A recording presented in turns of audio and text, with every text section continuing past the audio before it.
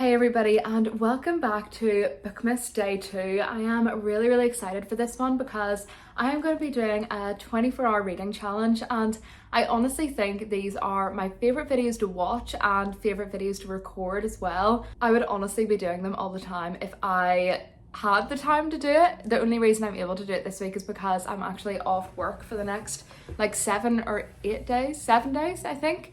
So I have a little bit more time, and I really just made this week as free as possible so I can just get caught up in some reading, make some videos, and just have a little bit of time for me. I have been so inactive on YouTube at the minute, and it's making me really feel bad. I just really like recording videos, and it makes me annoyed whenever I don't have time to do that, and I don't want to put out something that I'm not happy with. So I'm glad that I have this time to actually get some videos recorded. I think the last time I did this challenge, I was literally recording like every single minute, second, hour that I was reading, and it took me like definitely around 10 days to actually finish reading for 24 hours straight. Today is going to be a little bit different. I am just going to be reading as much as possible within a 24-hour period. So it is currently 10 to 1, and I think I'm going to start this at around 1:30. I will check back in with you just to let you know what time I am starting this at, and I'm basically just going to dedicate my time to reading until the following day. There are a few books on my radar for this video, so I was thinking, you know what, I could actually maybe start it now, because one book is an audiobook, and that is Orbital by Samantha Harvey, and as you probably know if you've heard of this book, it recently won the Booker Prize, and I feel like as a bookseller that works in Waterstones, I just feel like I kind of have to read this book to be able to recommend it and talk about it, because a lot of customers are going to be wanting to talk about it, especially around Christmas time. I always feel like the Booker Prize is mainly the main gift that people give to other readers. So it would just be really nice to know a little bit more about it. I do know that it's set in space and it's about a number of astronauts, but that is literally all I know. I did watch an interview with Samantha Harvey, and she talks about how the book is more just like this feeling instead of maybe like plot or character. Like, she just wanted to execute this feeling that she had whenever she looked at images of Earth from space. And I'm just kind of picturing the book being some kind of like amazement. Like, the characters are probably going to have this deep appreciation for the world that we live on. But honestly, I've no idea what it's about. So I do want to listen to that book because it's on Spotify, and it's like only 5 hours, because it is quite a short book, but I'm sure a lot happens in such little words for it to win the Booker Prize. I'm also currently reading She's Always Hungry by Eliza Clark, and this is a collection of short stories. If you did watch, I think it's my most recent reading vlog, I read Boy Parts by Eliza Clark, and I gave it a 5 stars. So whenever I saw that this came out, like this only came out a week or two ago, I immediately picked it up, and I've read maybe like 4 stories in it. I think I am, let me see how many pages in. I'm 70 pages into this, and I think that's about 4 stories in, and the stories are really good. I just love her writing style. It is so dark and a little bit like grotesque sometimes as well. One thing I love about short stories is that kind of cliffhanger ending to a lot of them, and I just love the weirdness of it. It's almost like watching a Black Mirror episode in one story. Like, do you know by Black Mirror, it's like almost normal life, but there's just something wrong with like the main character or the world that they live in. Like, there's something just a little bit weird and a little bit off about it.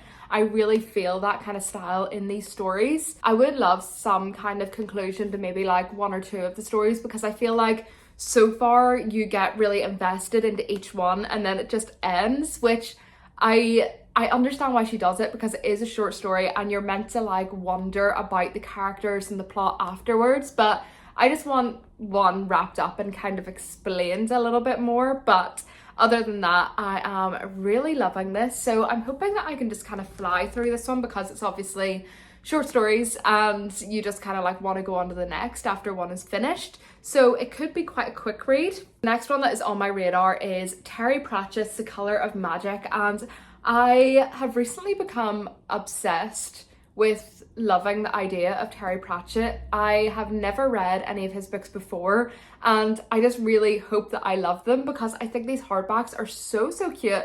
There is like 41 books in this whole series, which is just insane to me, but I'm just thinking, imagine I loved this series. I have 40 other books to read and they're all like under, well, actually I don't know if that's true. I think the first two are under 300 pages, so you really get like quickly into it. And I don't really know anything about this, as if you've watched my reading vlogs, you know that I don't really read a lot about the stories. I just know that I think there's like, I don't know if the world is on the back of a turtle's like back. That sounds, if you have no idea what I'm talking about, that sounds so stupid. But from a slight description that I read, I think the characters are like traveling on this turtle, and that's all I got from it. It's kind of giving Star Wars, like I'm picturing the world of Star Wars in these kind of novels, but honestly, no idea. I 100% want to read this in this reading vlog because I've been waiting for my week off to actually get stuck into this, and I just think the hardbacks are so cute. Could you actually imagine 40 of these on my bookshelves? Like, and there is hardbacks for every single book, which I did check, and I'm just really excited about it. This one is like 270-ish pages, actually not even, 240 pages, so I think I can 100% read this in today's vlog. So they are the books on my radar. Hopefully I can get to another one as well if I'm really feeling it. I have definitely been in a reading slump. That's also why I'm not recording really anything at the minute, because I haven't picked up a book apart from the short stories in, I would say, 3 weeks now, and I don't know why. It's like I really want to read, I just feel like I have no time at all. I am so busy and I'm actually exhausted at the minute. Like after work I just don't want to do anything, so I feel like this week off is really needed for me. So yeah, I'm gonna get stuck into the reading vlog. I have decided just right now that I'm gonna start listening to Orbital, and it is, we'll say 1 o'clock, it's 4 minutes to 1, but we'll end it at 1 o'clock tomorrow. I have a few things to do, like I am currently making some soup, and I also want to paint a little bit today since there is sunlight. I feel like in Northern Ireland and the UK we only get a little period of sunlight now that it is going into winter, so I would like to paint for a while. And yeah, I will just keep you updated with any updates that I have about Orbital. I am going to listen to that, and then I will possibly read some more short stories. I'm just gonna kind of mood read this this reading vlog, so I will let you know.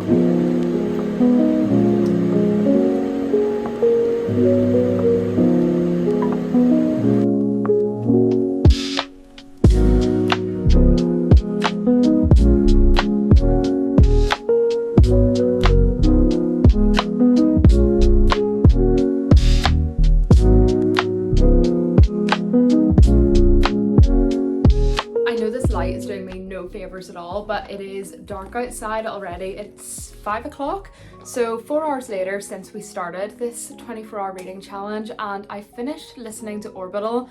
How do I feel about it? I think it was good. Like the writing was fab. Like she is a very talented author, and basically the story is about a group of astronauts in space, and we're just kind of following their day to day and how they are living with being in space, and how, you know, extreme that is, like just being able to look out and see Earth as it is. I think it's just mainly them coming to terms with the fact that they are so far away from life on Earth, and it just makes them question a lot. Like I think the main message behind that book was that life is so fragile and we are literally so insignificant and so small compared to the grand scheme of things. Do you know what I mean? So I think that was the main message of the book, but I felt like it was just very literary, and if you're into literary and prose and stuff like that, I think you would really love this book. I just personally found it a little bit hard to get into, and I didn't feel a connection to any of the characters, but I definitely felt the deeper meaning behind why this book was written. Like it touches on grief and love and just life experiences everybody deals with, but then also how everything can just be taken away from you instantly if the earth decides to stop working. Because essentially the earth is what's keeping us alive, and if that was to disappear or not function the way it does, then we would just not be surviving. I did really enjoy the deeper meanings behind, you know, the book. I mean, that's how I interpreted it. I think I said before, the only thing I really seen about this book was the author's interview, and she talks about this feeling of looking at a photo of space, and that's kind of why, or no, sorry, a photo of Earth from space, and that's why she wrote this, because that feeling to her was so intense. And I definitely felt that throughout it. Like with each character, you can just feel their amazement of actually being in space, being able to look at Earth and kind of coming to terms with the fact that this is real and people actually live there. Because whenever, I think there was a quote in it where it says, the further away you are from Earth, the more you can understand it and understand that it is an actual thing. And I definitely resonated with that a lot. Like I always forget, like we are literally on a planet and space is all around us, but I will not get into it too much because honestly, see, when it comes to space and stuff like that, it freaks me out and I could talk about it for hours and hours. So I feel like if you've got that little bit of passion for it, you would enjoy it, and especially if you like that literary prose kind of style. I ended up giving it a 3-star because, I mean, it's an amazing book. It just wasn't my style. You know, I'm not saying any part of it was bad. I just didn't find it as entertaining as I would like more a high stakes fantasy. That's just what I tend to go for, or like a romance. Yeah, that's all I have to say about that book, but it's a very good read, and yeah, I give it 3-star. So I've got about 45 minutes here before I need to pick up David from work because he finishes at 6, and I thought originally I was going to start reading more of the short stories, but I have not stopped thinking about Terry Pratchett, so I really think that I'm going to pick up the first one in this very, very long series, The Colour of Magic. As I said earlier, I have no idea what this is about, so I am just going to go into it completely blind. What I really like is that it has one of those little bookmark things attached to it. That's so handy. But I am 100% going to read for at least 2 or 3 more hours tonight, and then I really want to watch I'm a Celebrity because that comes out tonight. So I'm not going to dedicate like hours and hours and hours tonight. I'm definitely still going to go to bed at a reasonable time, but I am hoping to start reading tomorrow at like 9 in the morning through to 1. So I'm thinking we can definitely finish this book within the time that we have, and I would love to get some more stories read in Eliza Clark's book. So let's get started on Terry Pratchett's book, The Colour of Magic.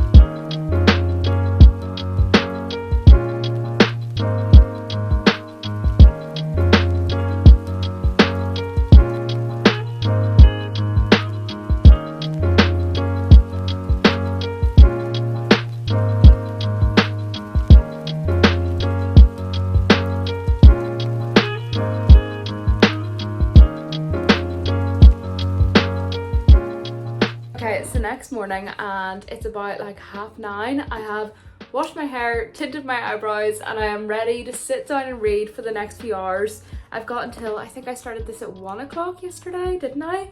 I am, I think 70 pages into the Terry Pratchett book, 74 pages into this. I really am determined to finish this in the next few hours. I'm really liking it so far. It's definitely a bit chaotic. I feel like it reads like a cozy crime, but it is also high stakes. Like the main characters have definitely almost died a few times now, but it's written in a way where it's kind of funny. I feel like it's a very, very specific type of humor, and I just feel like I understand it and I'm really enjoying it so far. I think there's 4 parts to this book, and I'm not sure if they're kind of like mini novellas almost, with the 2 main characters and like the kind of adventures that they go on together. Are introduced to the Discworld. Is it Discworld? Or wait, let me have a little look. Yeah, it's the Discworld world. We're introduced to this, which is obviously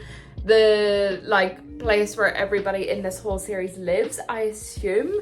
And the way it was described to me was, well, in the book it's described as, so the world is sitting on top of this giant turtle and it's being held up by 4 different elephants. I googled it, or I looked it up on Pinterest, and if I can I will insert a photo of what I'm trying to say, but then the actual place that they're living on is shaped like a disc on top of the 4 elephants.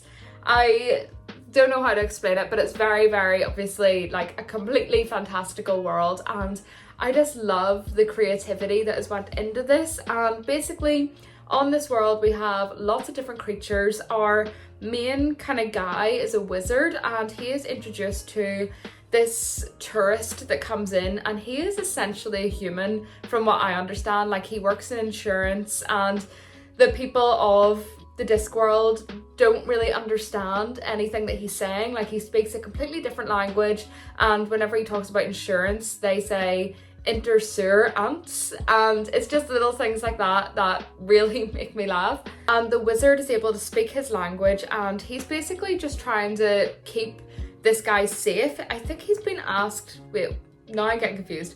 So he bumps into this human, and he is saying that he's a little bit vulnerable, I guess, because he doesn't understand how this world works, and a pound coin in the Discworld is like £1,000,000, and he's just like giving out money left, right and centre. So he's putting himself in quite a dangerous situation, and the wizard notices this, so he decides to help him. But then the emperor of this world, I think it's the emperor, gets in contact with the wizard, and he wants him to basically look after this human because he thinks that he's been sent by this other person to see if this world or this city is doing well, and he basically just wants to get like a good review, pretty much. I know I'm not explaining this at all in the best way. It's just kind of like how my brain is taking it at the minute. It probably sounds really bad the way I'm describing it, but I promise it's not. I'm really, really loving it. And yeah, I've just got up to the 2nd story now, and I just want to sit and binge read this until 1 o'clock. Hopefully I can finish it before 1 o'clock, but I am quite a slow reader, but I really would like to finish it before, so I could at least get some of the short stories in by Eliza Clark, because I feel like for a 24-hour reading challenge I want to read at least like 2.5 books, but who knows, we'll see. I know I'm definitely not reading for anywhere near 24 hours, but last night I maybe read for like an extra 3 hours, and then I went to sleep at like 11, woke up this morning, got all my little things done, and now we're sitting at about 9:30. So there's no way I'm being like overly strict on myself. I'm just curious to see how much I read within the space of 24 hours, as I've already explained. Anyway, I am going to continue reading this book, and I will let you know when I have updates or whenever I have finished it.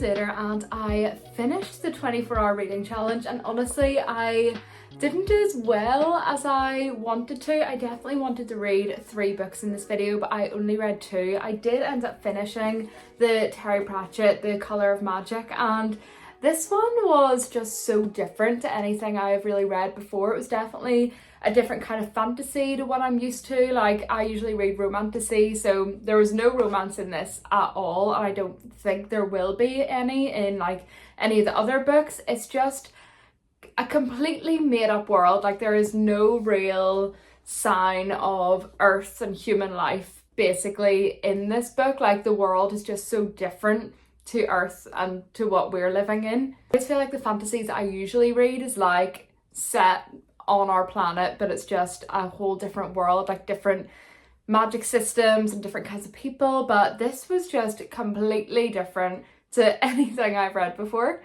I really felt like the author was really building up this world so nicely in this book, and I feel like that was maybe the main goal for the author, because I feel like I have a very clear image of like how the world is and the different characters that could live in this world instead of like the plot that was going on instead. I felt like maybe bits of the plot were quite rushed. It just felt like, you know, there's 4 main chapters in this and they're kind of treated as novellas. That's how I read it anyway, because in each one, I mean, it's the same characters and we're following the same characters in each one, but there's almost like a different story happening in each one. And I just felt like maybe it was a little bit rushed at some points, like we were immediately into conflict straight away, and I don't know, I felt like there was maybe room for more character development and maybe a bit more room for the reader actually getting to know the characters together before throwing them into these crazy situations. However, I just thought this was so unique and I definitely want to continue the series. I'm really excited to read the next one. I do think it follows the wizard. I kind of forget how to pronounce his name. It's like Rinwald? What is his name? What is his name? Oh, you know what? I literally don't remember and I just finished it. But that's not anything to do with the book. I always forget names in books. Like, the second I finish reading it, I have no idea. But yeah, I did enjoy this one. I think I'm going to give it like a 3.75 stars. Not to be like picky or anything, that's just what it feels like to me, because the writing was fabulous and the world building was so good, so unique. And yeah, the only thing that was lacking was, I guess, just getting to know the characters a little bit more and maybe just more of a plot that flew better. Does that make sense? Anyway, yeah, 3.75 stars for this one.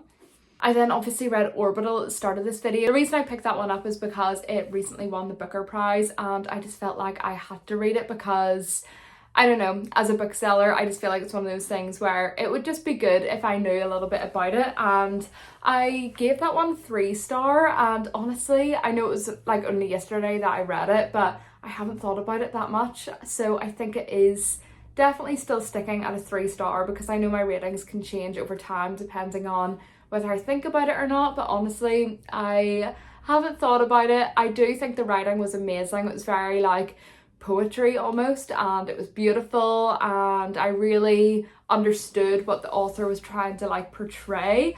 I just didn't connect with it as much as maybe other people would. Brings us to the end of this 24-hour reading challenge. I feel like it wasn't really a challenge because I wasn't timing myself. Like, I don't know if this is kind of cheating and it's just a really, really short reading vlog, but I did read more than I usually would, and I haven't read properly in the last few weeks, so it was really nice to just dedicate some time to reading. And I definitely got one of my, you know, immediate TBR books taken off, because I've been thinking about this book for like the last few weeks anyway. Ever since I decided that I wanted to start this series, it's all I've wanted to read. I just wanted to dedicate some time to it instead of like only reading bits of it each day. So it was nice to just kind of binge it. I felt like that made me appreciate it a lot more as well, even though it is like, it is a tiny book. It's like 230 pages, but it has so much information in this that it could take you a little bit longer to read. But yeah, if you made it this far, thank you so much for watching, and happy Bookmas Day 2.